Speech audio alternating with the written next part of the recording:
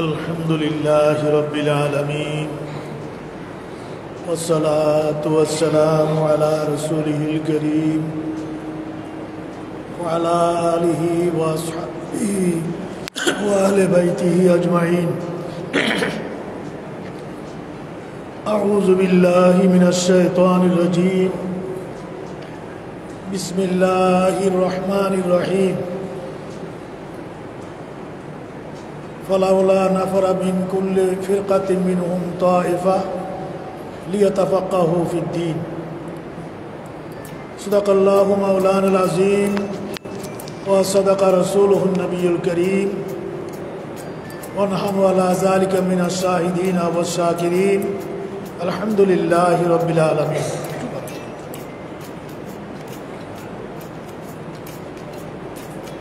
मुअज़्ज़ज़ मुहतरम हज़रात मुसल्लियान अज़ाम सामीन इकराम, अस्सलामु अलैकुम व रहमतुल्लाहि व बरकातुहू।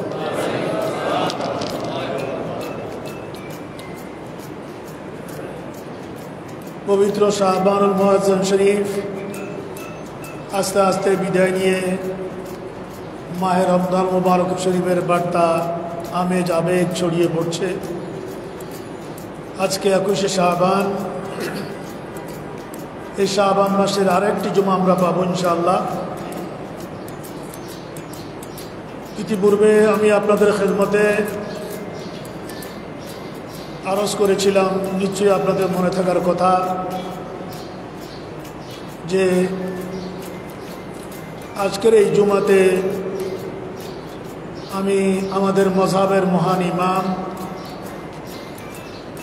যার তরিকা এবং মযহাব অনুযায়ী আমরা আমাদের ইবাদত, রিয়াজত, মুআমালাত, ইসলামী সমাজ, রাষ্ট্র সব কিছু চলবে, যে ফিকহ, যার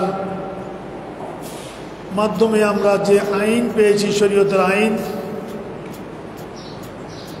এই মহান ইমামের ওয়াফাতের মাস হলো এই শাবান মাসের 2 তারিখ।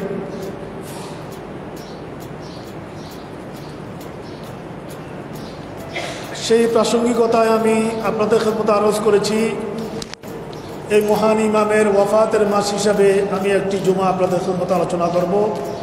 ওনার বিশাল জীবন কর্ম, এই 15-20 মিনিট আমরা যতটুকু আমি বলতে পারি আপনারা বুঝতে পারেন, আল্লাহ পাক তৌফিক দান করুন। এই আলোকে আমি কোরআনুল কারীম থেকে একখানা আয়াতে কারিমা তেলাওয়াত করেছি।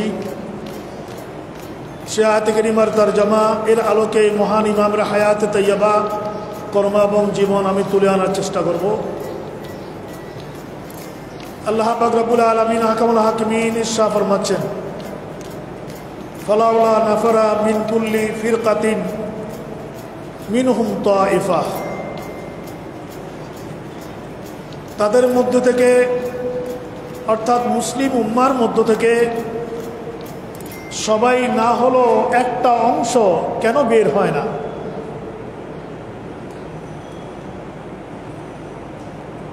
এই উম্মাহ থেকে একটা অংশ, একটা ক্লাস কেন বের হয় না?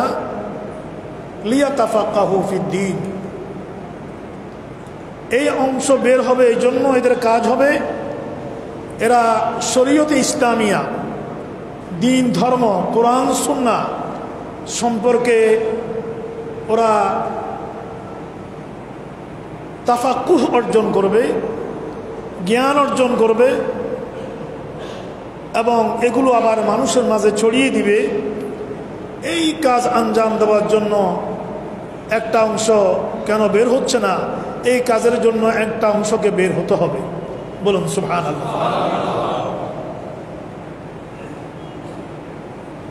এখানে আল্লাহ পাক রব্বুল আলামিন হাকামুল হাকিমিন এই কথা বলেন নাই যে তারা ইলম অর্জনে কেন বের হয় না, ইলম অর্জনে, জ্ঞান অর্জনে কেন বের হয় না, এখানে এই কথা বলেন নাই। এখানে বলেছেন লিয়াতাফাক্কাহু ফিদ্দীন। ওরা দ্বীনের সমাজ, দিন ধর্মের যে নির্যাস, ওটা অনুধাবন করার জন্য কেন বের হয় না?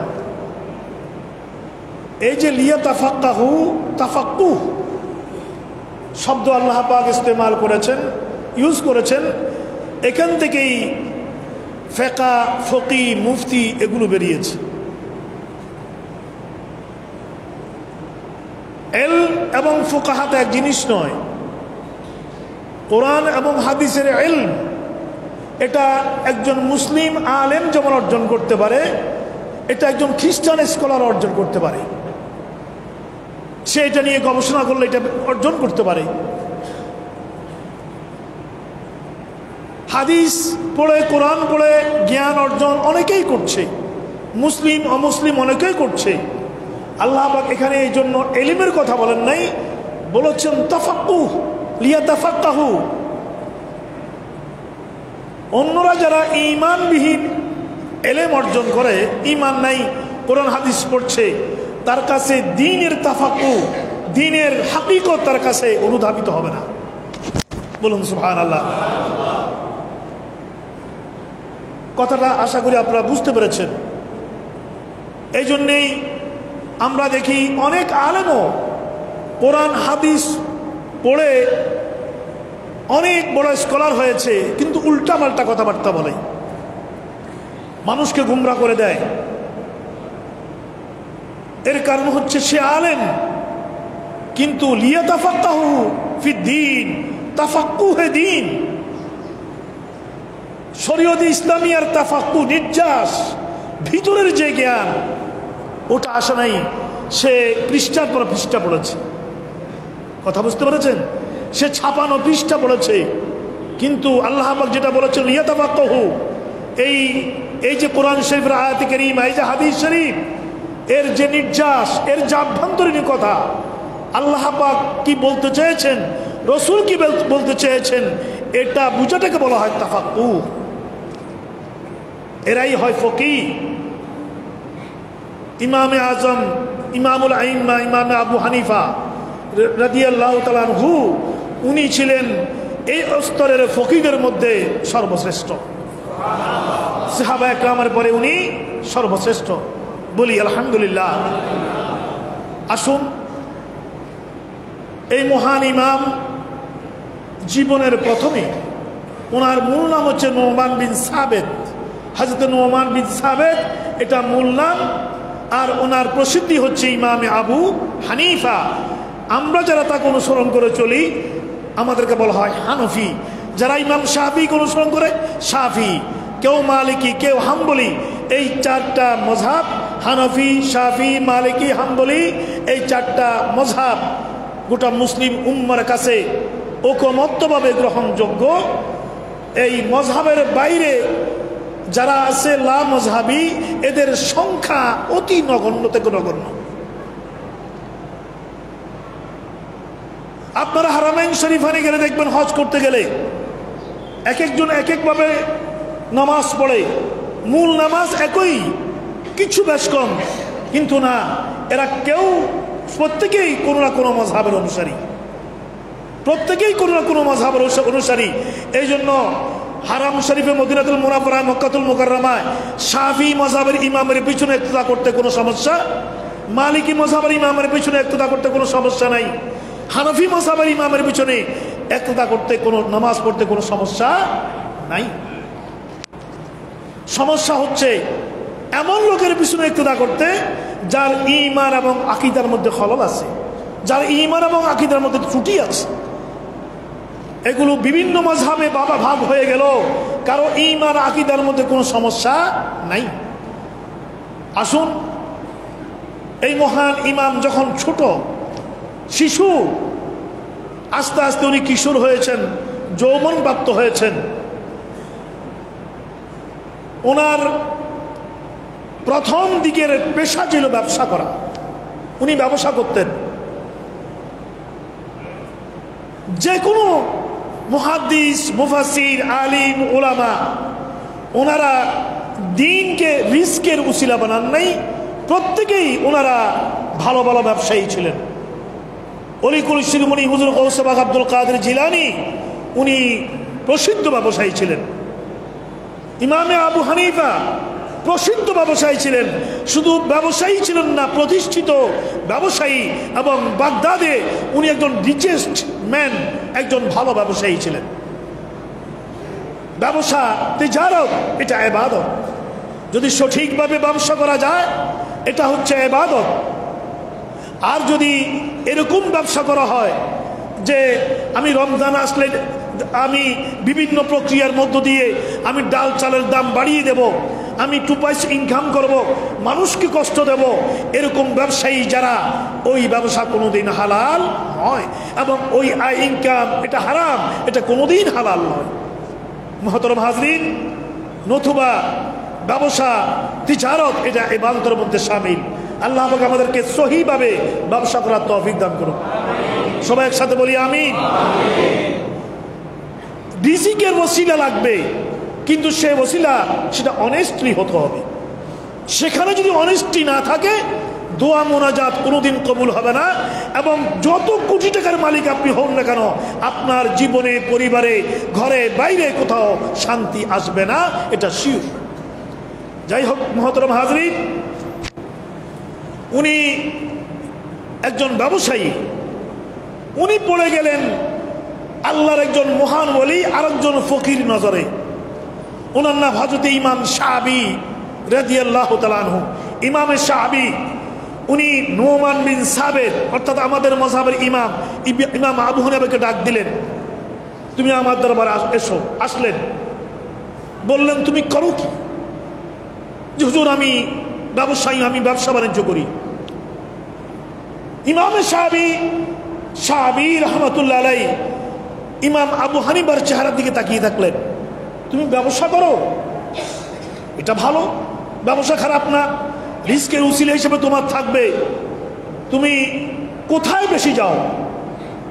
হুজুর আমি কোথায় বেশি যাব? আমি ব্যবসায়ী, যেখানে যেখানে ব্যবসার সম্পর্ক আমি সেখানে যাই, বাজারে যাই, বিভিন্ন জায়গায় যাই, মাল পণ্য, ব্যবসার দ্রব্য পণ্য আনি, বাজারে বিক্রি করি, আমার ব্যবসার দোকান আছে বাগদাদে, আমি এটা করি।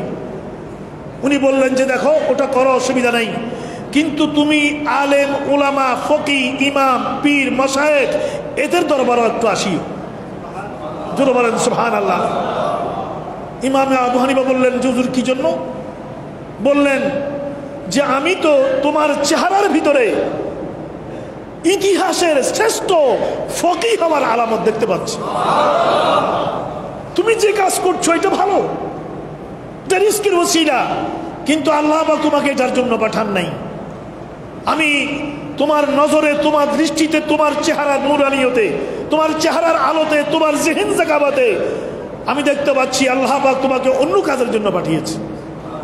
তুমি সেখানে ফিরে আসো, তুমি আমার এখানে আসবা, ফকিদের দরবারে যাবা, আলেম ওলামাদের দরবারে যাবা, ইমামে শাআবী আলাইহির রহমাত দরবারে এসে ইমামে আবু হানিফার জীবনের বাঁক ঘুরে গেল, জীবন পরিবর্তন হয়ে গেল।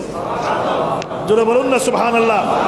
এখান থেকেই দ্বীন ইসলামের হাতখড়ি ওনার, এখান থেকেই ওনার সবকিছু। ছোটবেলায় বাবা সাবেতের কাছে হিফজুল কোরআন করেছেন, এবং উনি এমন একটা সময়ে পৃথিবীতে এসেছেন আমাদের মাযহাবের ইমাম আবু হানিফা, যিনি 22 জন সাহাবীর সাক্ষাৎ পেয়েছেন। জোরে বলেন আল্লাহু আকবার।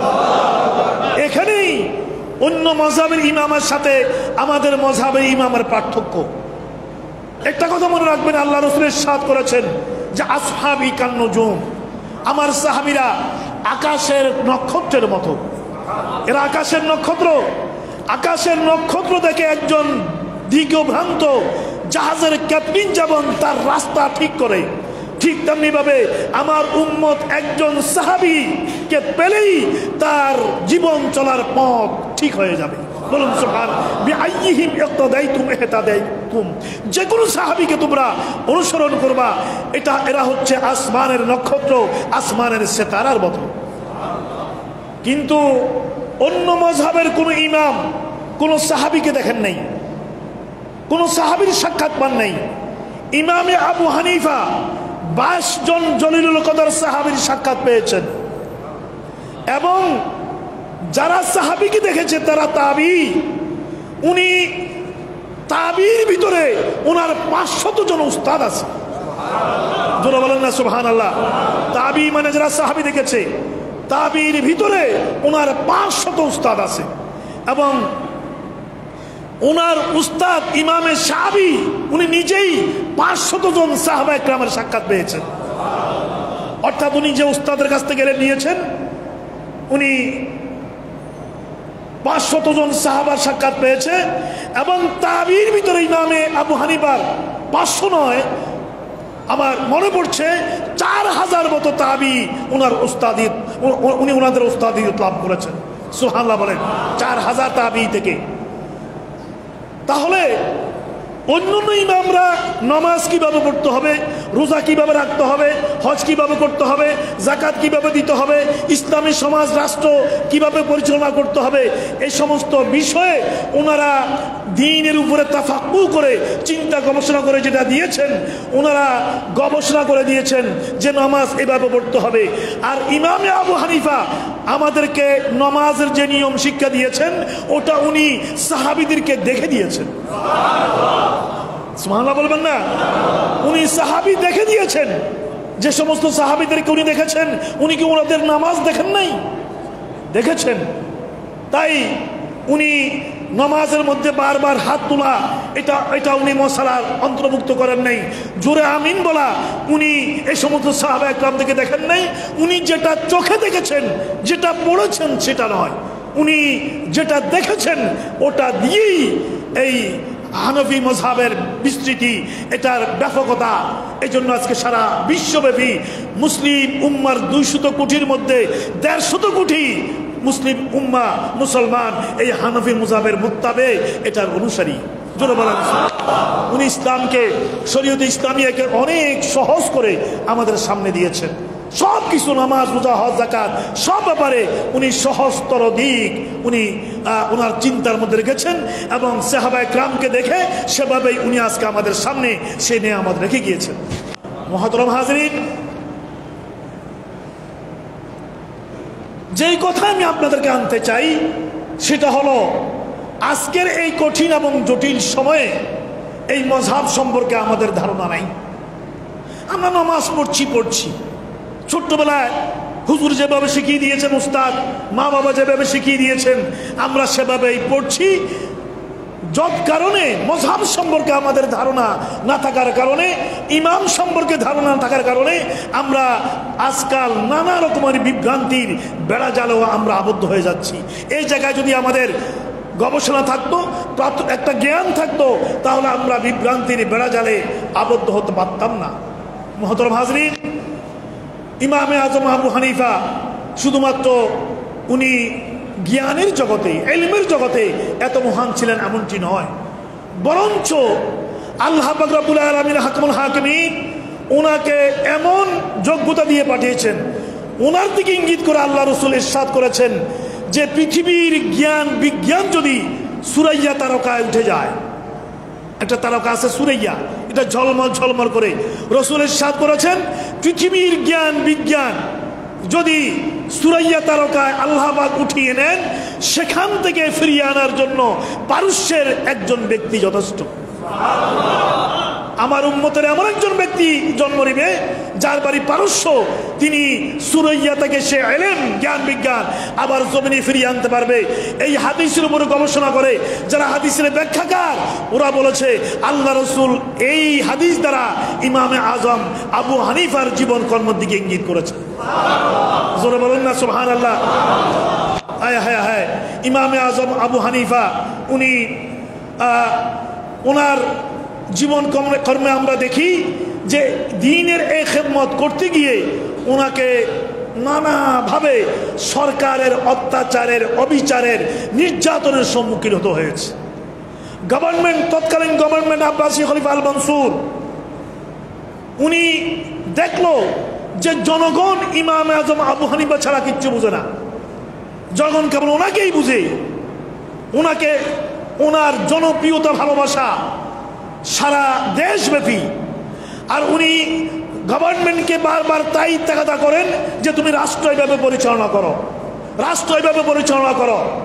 যে কোনো সময়ে ওলামায়ে কেরামরা, পীর মশায়েখ, বুজুর্গানে দ্বীনেরা যে কোনো গভর্নমেন্ট আসে তাদেরকে পেছন দিক থেকে ড্রাইভ করে, পরামর্শ দেয়, মানলে মানে, না মানলে না মানে ওটা ওলামা একরামদের কিছু করার নাই, কিন্তু ওলামা শ্রেণী এই দায়িত্ব সবসময় পেছন থেকে পালন করে আসছে। ইমামে আজম আবু হানিফা মনসুর আল মনসুর খলিফাকে বললেন যে তুমি কোরআন সুন্নাহ শরীয়ত ইসলামিয়া মোতাবেক রাষ্ট্র পরিচালনা করো, তোমার রাষ্ট্র পরিচালনা কোরআন সুন্নাহ মোতাবেক হচ্ছে না। খলিফা আল মনসুর এটাকে ভালো চোখে দেখলো না। খলিফা আল মনসুর মনে করলো এ আমার ক্ষমতার জন্য হুমকি হতে পারে, চ্যালেঞ্জ হতে পারে, ওর জনপ্রিয়তা আছে এবং আমার এই পরিচালনাও পছন্দ করছে না। এটা ভেবে রাষ্ট্র করলো কি, রাষ্ট্র ওনাকে চিফ জাস্টিসের পদ অনার করলো। ওনাকে বলল যে আপনাকে আমার রাষ্ট্রের চিফ জাস্টিস হতে হবে, বিচারপতি হতে হবে। বিচারপতির পদ অনার করলে কেউ কি এই লোভ সামলাতে পারবে? ওনাকে বিচারপতির পদ দেওয়া হলো। ইমামে আজম আবু হানিফা বললেন যে না, আমি এটা গ্রহণ করব না। কেন? এত বড় একটা চেয়ার আপনাকে দেওয়া হলো, আপনি কেন এটা গ্রহণ করবেন না? উনি বললেন আমি যদি আপনার আওতায়, আপনার শাসনের আওতায় আমি বিচারপতির চেয়ারে থাকি, তাহলে আমি আপনার ইচ্ছে মোতাবেক জাস্টিফাই করতে হবে। আপনি বিভিন্ন বিষয়ে আমার উপরে অনেক বিষয় চাপিয়ে দিবেন, আমি স্বাধীনভাবে কোরআন সুন্নাহ মোতাবেক আমি আর জাস্টিফাই করতে পারবো না, আমি স্বাধীন থাকতে পারবো না। কিন্তু কোরআন সুন্নাহ বাদ দিয়ে কোনো বিষয়ে আপনার যেই উদ্দেশ্য ওটা চরিতার্থ করার জন্য আমি রায় দিব, এটা আমার পক্ষে সম্ভব না। অতএব আমি এই আপনার এই সম্মান, এই পদ আমি গ্রহণ করলাম না। খলিফা ওনাকে অ্যারেস্ট করলো। দেখুন চিন্তা করে, এই মহান ইমামকে খলিফা অ্যারেস্ট করলো, ওনাকে জেলখানায় বন্দি করলো। শুধু বন্দি করলো না, প্রত্যেক দিন জেলখানা থেকে বের করে জনগণের সামনে ওনাকে 10টা কোড়ার আঘাত করা হতো। এক একটা কোড়ার আঘাত যে কত মারাত্মক, এটা কোনো বেতের আঘাত না, কোড়া দিয়ে আঘাত করা। 10টা কোড়ার আঘাত ওনাকে দেওয়া হতো প্রত্যেক দিন। রাস্তায় এনে জেলখানা থেকে বের করে ওনার শরীর থেকে রক্ত ফিনকি মেরে বের হয়ে শরীরের পোশাক ফেটে ওই রক্তগুলো আশেপাশে মানুষের ঘর বাড়িতে জনগণের গায়ে রক্তের ছিটে ফোঁটা গিয়ে পড়ত। এভাবে নির্যাতন করতে করতে করতে করতে করতে করতে সেই কারাগারের ভিতরেই এই মহান খলিফা ইন্তেকাল করলেন, শাহাদাত বরণ করলেন। ইন্না লিল্লাহি ওয়া ইন্না ইলাইহি রাজিউন। মুহতারাম হাজরিন, এরপরেও এই মহান ইমাম উনি আত্মসমর্পণ করেননি। উনি কোরআন সুন্নাহ বিরোধী এই শাসক গোষ্ঠীর সামনে উনি বিক্রি হন নাই, মাথা নত করেন নাই। ওনার জায়গায় উনি মজবুত ছিলেন। তাই ওনার জানাজা পরে 6টা জানাজা হয়েছে ওনার, মোট 6টা জানাজা। প্রতি জানাজায় লক্ষ লক্ষ লোক, লক্ষ লক্ষ লোক। এবং যদি আরো জানাজা হতো, আরো লক্ষ লক্ষ লোক হতো। ওনার শেষ জানাজা ইমামত করেছেন ওনার একমাত্র ছেলে হযরতে হাম্মাদ, ওনার একমাত্র সন্তান হযরতে হাম্মাদ। উনিও ফকিয়ে দ্বীন, উনি ইমামত করেছেন শেষ জানাজায়। ওনাকে বাগদাদে দাফন করে দেওয়ার পরে ইরাকের বাগদাদে ওনার মাজার, ইরাকের বাগদাদে গৌসে পাকের মাজার, ইরাকের বাগদাদ হাজার হাজার ফকি, মুহাদ্দিস, মুফাসসির, উলামা ইকরাম, আইবে জামের মাটি সেই আল্লাহর এই সমস্ত নেক বান্দাদেরকে ধারণ করে আছে। ইরাকের জমিনে হযরত মাওলা আলী কারামাল্লাহ বাজার মাজার। জোরে বলেন সুবহানাল্লাহ। যে আলী কারামাল্লাহকে ইমামে আজম আবু হানিফার পিতা দেখেছেন, সুবহানাল্লাহ বলবেন না? অর্থাৎ আমরা এমন একজন ইমামকে অনুসরণ করে চলি, উনি সাহাবী দেখেছেন এবং উনার বাবা হযরত আলী কারামাল্লাহু ওয়াজহার দরবারে গিয়েছেন এবং হযরত আলী দোয়া করেছেন, আল্লাহ এই নসবের ভিতরে, বংশের ভিতরে তুমি এমন একজন বান্দা দাও যেই বান্দা তোমার নবীর দ্বীনকে জিন্দা রাখবে। তিনি হচ্ছেন ইমামে আজম হযরত আবু হানিফা রাদিয়াল্লাহু তাআলা আনহু। আমরা সৌভাগ্যবান সেই ইমামের সুহবতে আমরা আছি। আল্লাহ পাক ওনার নুহানি ফয়জ ও বরকত আমাদেরকে দান করুন। কষ্ট হলো এখানে, আমরা অনেক ওলি গৌস কুতুবকে চিনি, ভালো সেটা, কিন্তু ওনাদের আগমন, এমনকি অন্যান্য ইমামদের আগমন, হুজুর গৌসে পাকের আগমন, খাজা বাবার আগমন, এদের আগমন ইমামে আজমের শত শত বছর পরে। এমনকি ইমামে বুখারীর আগমনও ইমাম আবু হানিফার 100 বছর পরে। ইমাম বুখারীও বহু পরে। ইমামে আজম ইমামে বুখারী কোনো সাহাবী দেখেন নাই, হ্যাঁ অনেক পরের, কিন্তু ইমামে আজম আবু হানিফা এমন মহান যিনি আরো 100 বছর আগে যেই যুগ সম্পর্কে রাসূল বলেছেন খায়রুল কুরুনি করনি, সোনালী যুগ, আমি নবীর যুগ, সাহাবীর যুগ, তাবির যুগ, সেই নবীর ঘোষণা দেওয়া সোনালী যুগের মধ্যে ইমামে আজম আবু হানিফার দুনিয়াতে শুভাগমন। উনি যখন ইন্তেকাল করলেন, ইন্তেকাল করার পরে ওনার কবরকে ঘিরে, কবর শরীফকে ঘিরে চারিদিকে একটা আওয়াজ, বাতাসের মধ্যে প্রবাহে একটা আওয়াজ, ডানে বামে সামনে পিছনে সব দিকে একটা আওয়াজ, জাহাবাল ফিকহ লা ফিকহাকুম, ফিকার নাই, ফকি চলে গেছেন। ফকি, এই আওয়াজ ফেরেশতাদের কণ্ঠে, এই আওয়াজ জিন্নাতদের কণ্ঠে। মানুষ এই আওয়াজ শুনে এদিকে তাকায়, আওয়াজটা কোত্থেকে আসলো, কাউকে দেখে না। এরপরে তৎকালীন সময়ের গবেষকরা বলল এটা ফেরেশতাদের কণ্ঠ থেকে আওয়াজ, এটা জিনদের কণ্ঠের আওয়াজ, ওদেরকে দেখা যায় না, শুধু আওয়াজটা শোনা যায়। যে ফেকা, শরীয়ত ইসলামের ফেকা চলে গেছে, আইন শাস্ত্র চলে গেছে, কারণ যিনি আইনবিদ তিনি চলে গিয়েছেন। কিন্তু আলহামদুলিল্লাহ ইমামে আজম আবু হানিফার এই মযহাবের ভিতরে হাজার হাজার নয়, লক্ষ লক্ষ ফকি মুফতি পয়দা হয়েছে, যারা আজকে সারা বিশ্বে এই মহান কোরআন সুন্নাহর চর্চা করে যাচ্ছে এবং সারা বিশ্বেই শরীয়ত ইসলামিয়া এটার গবেষণা চর্চা এমনভাবে পৌঁছিয়ে দিয়েছে যে আর কোনো কিছু নতুন করে কোনো কিছু চিন্তার কোনো অবকাশ নাই। লেখা হয়, বলা হয়েছে যে ইমামে আজম আবু হানিফা 87,000 মৌলিক মাসআলা আইনের ধারা নির্ধারণ করে গেছে। 87,000, তন্মধ্যে 37,000 হলো নামাজ, রোজা, হজ, যাকাত সম্পৃক্ত, আর বাকি হলো ইসলামী সমাজ, রাষ্ট্র ব্যবস্থা, বিচার ব্যবস্থা, ব্যবসা ব্যবস্থা, আইন ব্যবস্থা, আন্তর্জাতিক ব্যবস্থা, এগুলোর উপরে বাকি মশলাগুলো, এগুলোকে উসুল করে আজকে গোটা দুনিয়ায় ইমামে আজম আবু হানিফার এই গবেষণার উপরে গবেষণা চলছে আর চলছে। সময় আমার হাতে আর নেই, এখানে শেষ করলাম।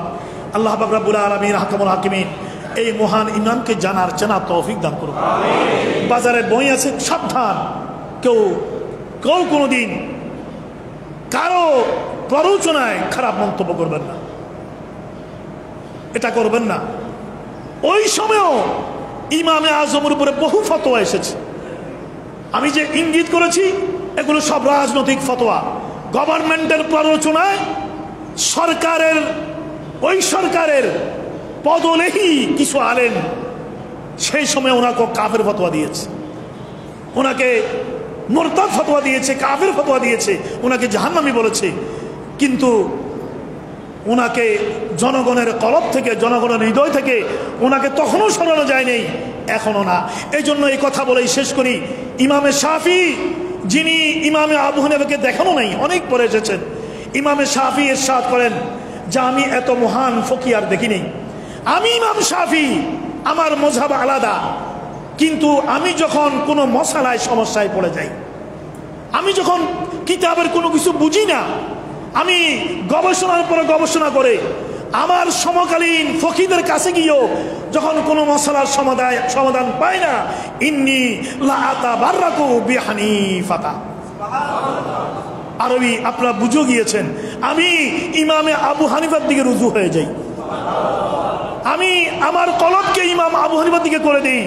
শুধু তাই নয়, আজিউ ইলা কবরিহি, আমি উনার কবরে যাই, আমি বাগদাদ চলে যাই, আমি উনার কবরে চলে যাই। শুধু কবরে যাই না, আমি উনার কবরের পাশে দাঁড়িয়ে আমি নামাজ পড়ি। শুধু নামাজ পড়ি না, ওই নামাজ আমি উনার মুযহাব মোতাবেক পড়ি। বলেন না সুবহানাল্লাহ। উনার অনারে, উনার ব্যক্তিত্বে, উনার যে শখসিয়ত, পার্সোনালিটি, ওটা আমার সামনে যখন আসে, তখন নামাজের যেই নিয়ম আমি দিয়েছি ওটা আমার সাহস করে না। আমি ইমাম আবু হানিফার কবরের পাশে দাঁড়িয়েছি, উনার মযহাবের আমি হয়ে যাই। সেভাবে আমি উনি যেভাবে বলেছেন সেভাবে আমি নামাজ পড়ি।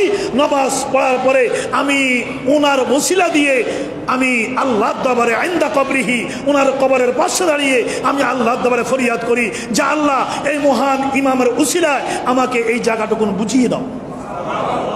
ইমামে শাফি নিজে বলেন, ফতোয়ায়ে শামির ভিতরে কথা এসেছে, ইমামে শাফি বলেন মাসের পর মাস গবেষণা করে অন্য ফকিদের সাথে আলোচনা করে যেই সংকট সমস্যা আমি সমাধান করতে পারতাম না, ইমামে আজম আবু হানিফার কবরে গিয়ে ওর পাশে দাঁড়িয়ে নামাজ পড়ে ওনার উসিলা দিয়ে যখন আমি দোয়া করতাম ফাতুকুবা সারিয়া, সেকেন্ডে আমার সংকট দূর হয়ে যেত। ইমাম আবু হানিফার কলবের রুহানি এত ফায়দা বরকত আমি পেয়ে যেতাম। এটা ইমামে শাফির কথা। আল্লাহ পাক রব্বুল আলামিন ইমাম আবু হানিফার প্রশংসা শাফি করেছেন, ইমাম মালিক করেছেন, ইমাম আহমদ বিন হাম্বল করেছেন, সবাই করেছেন। আমরা সৌভাগ্যবান সে মহান ইমামের যে নির্যাস সে অনুযায়ী আমরা আমাদের ইবাদত রিয়াজত মুআমালাত করছি। আল্লাহ পাক এই মহান ইমামকে এই শাবান মাসে বুঝার ওনার ফয়জ ও বরকত অর্জন করার তৌফিক দান করুন। আসসালামু আলাইকুম ওয়া রাহমাতুল্লাহি ওয়া বারাকাতুহু।